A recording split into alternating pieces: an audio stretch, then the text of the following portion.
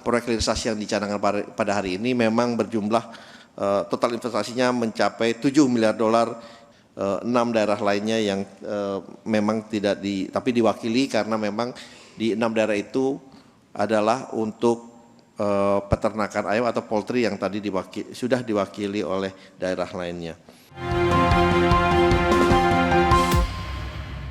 Badan Pengelola Investasi Danantara telah meresmikan peletakan batu pertama atau groundbreaking 6 proyek hilirisasi.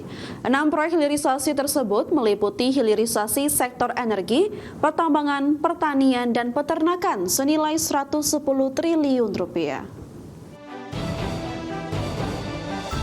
Chief Executive Officer Danantara Rosan Rosani mengungkapkan, 6 proyek hilirisasi prioritas Presiden Prabowo Subianto telah resmi di groundbreaking. Ke-6 proyek tersebut berlokasi di 13 daerah yang bergerak di sektor energi, pertambangan, pertanian, dan peternakan senilai 110 triliun rupiah. Menurut Rosan, proyek hilirisasi ini bukan hanya fokus pada investasi, melainkan dapat menciptakan multiple effect seperti terbukanya lapangan pekerjaan hingga pertumbuhan daerah yang berujung pada pertumbuhan nasional. Tercatat ke-6 proyek hilirisasi tersebut dapat menciptakan lapangan pekerjaan sekitar 3.000 lapangan pekerjaan, baik secara langsung maupun secara tidak langsung. Selain itu, keberadaan 6 proyek hilirisasi ini juga melibatkan banyak pemangku kepentingan, termasuk juga usaha kecil menengah di daerah proyek beroperasi. Rosan menambahkan proyek-proyek hilirisasi yang mencakup sektor mineral energi dan agroindustri, yang merupakan tulang punggung dari transformasi ekonomi nasional ke depannya. Proyek ini menjadi fokus Presiden Prabowo Subianto karena akan berdampak langsung bagi ekonomi dan masyarakat. Dengan 6 proyek hilirisasi yang dicanangkan pada hari ini memang berjumlah total investasinya mencapai $7 miliar. 6 daerah lainnya yang memang tidak tapi diwakili karena memang di 6 daerah itu adalah untuk peternakan ayam atau poultry yang tadi sudah diwakili oleh daerah lainnya.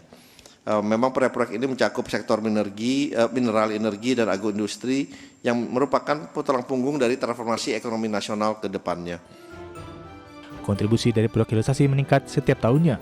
Pada tahun 2025, proyek hilirisasi menyumbang kurang lebih 30% dari total investasi yang masuk ke Indonesia, atau senilai 584,1 triliun rupiah. Capaian tersebut naik 43,3% secara tahunan. Dari Jakarta, Tim Liputan IDX Channel.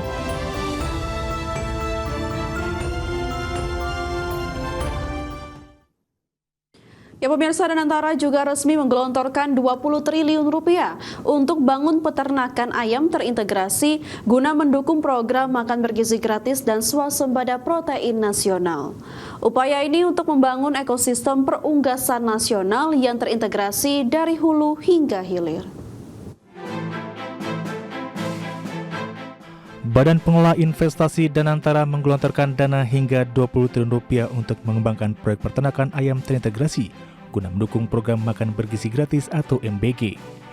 Hilirisasi sektor peternakan ayam ini bukan hanya untuk meningkatkan produksi, melainkan juga membangun ekosistem perunggasan nasional yang terintegrasi dari hulu hingga hilir.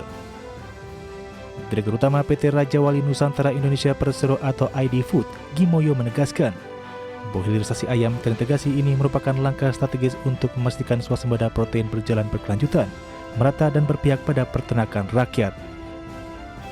Proyek ini mencakup pembangunan ekosistem perunggasan terintegrasi dari hulu hingga hilir, mulai dari pembibitan, pakan, kesehatan hewan, pengolahan hingga logistik, dan pemasaran. Disebutkan kebutuhan tambahan untuk MBG diperkirakan mencapai 1,5 juta ton daging ayam dan 1 juta ton telur per tahun.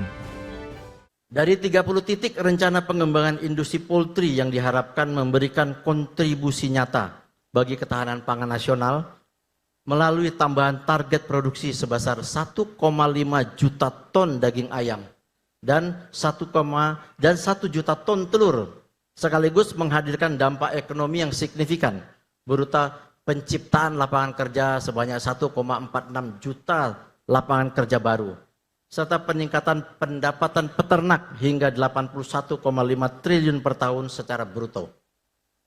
Dari sisi sosial, program ini menopang kebutuhan pangan bagi 82,9 juta penerima manfaat MBG dan berperan dalam menurunkan stunting serta kemiskinan struktural.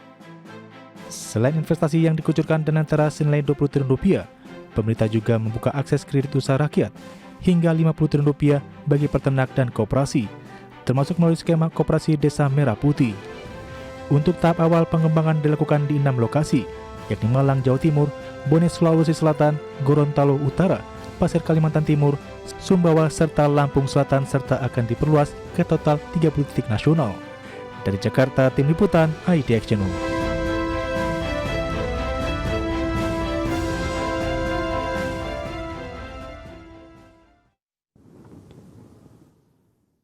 Selanjutnya pemirsa, pengamat ekonomi menilai hilirisasi industri bisa mendorong pertumbuhan ekonomi hingga level 5,11%, dipicu oleh pertumbuhan sektor industri pengolahan dan bergeraknya konsumsi dan daya beli di sektor industri padat karya. Senior analis Next Indonesia Center, Sandi Pramuji menilai daya beli masyarakat Indonesia saat ini memang masih tumbuh dan terjaga, di mana hal ini tercermin dari pertumbuhan konsumsi rumah tangga yang tetap stabil dan tumbuh konsisten di level 4,53 hingga 5,22% secara tahunan. Potensi ini mengindikasikan bahwa ekonomi domestik belum melemah dan permintaan domestik masih menjadi penopang utama pertumbuhan ekonomi.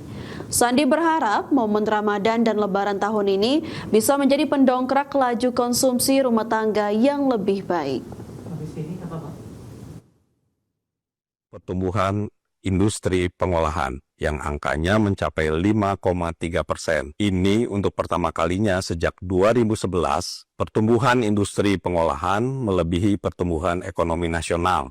Hal ini menjadi sinyal bahwa Indonesia berpeluang untuk kembali masuk ke fase industrialisasi. Jika momentum ini terus dijaga, maka Indonesia berpeluang besar untuk memasuki era industrialisasi yang lebih modern, lebih kompetitif, dan lebih.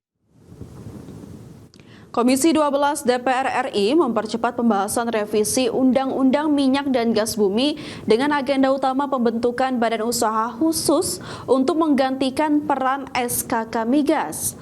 Langkah ini bertujuan untuk memperkuat posisi pemerintah dalam berkontrak dengan badan usaha guna mengamankan kedaulatan energi nasional. Wakil Ketua Komisi 12 DPR RI, Sugeng Suparwoto mengungkapkan saat ini terdapat 3 skenario utama dalam pembentukan BUK yang tertuang dalam naskah akademik. Pilihan tersebut meliputi penunjukan Pertamina sebagai BUK, pembentukan badan baru secara mandiri, atau melegalisasi SKK Migas menjadi BUK. Namun sinyal kuat menunjukkan bahwa Pertamina Hulu Energi menjadi kandidat paling potensial karena statusnya yang belum melantai di bursa. DPR RI menargetkan pembahasan mendalam RUU Migas ini akan dimulai fokus pada Mei 2026 atau setelah Hari Raya Idul Fitri. Percepatan ini dilakukan agar ketidakpastian hukum dalam industri hulu migas segera berakhir, mengingat PHE saat ini menyumbang lebih dari 60% produksi migas nasional. Integrasi sebagai BUK dianggap sebagai langkah paling efisien. Bahwa tata kelola migas nasional saat ini menghadapi berbagai macam tantangan, antara lain kita tahu penurunan produksi dan cadangan, iklim investasi yang dianggap kurang menarik karena adanya ketidakpastian hukum maupun tekanan akibat adanya agenda transisi energi. Inilah tantangan-tantangan lifting minyak terus turun. Dalam hal investasi, revisi Undang-Undang Nomor 22 Tahun 2001 tentang minyak dan gas bumi menjadi prasyarat penting untuk memperkuat kepastian hukum, desain kelembagaan, dan peran negara dalam pengelolaan migas, termasuk dalam kerangka transisi.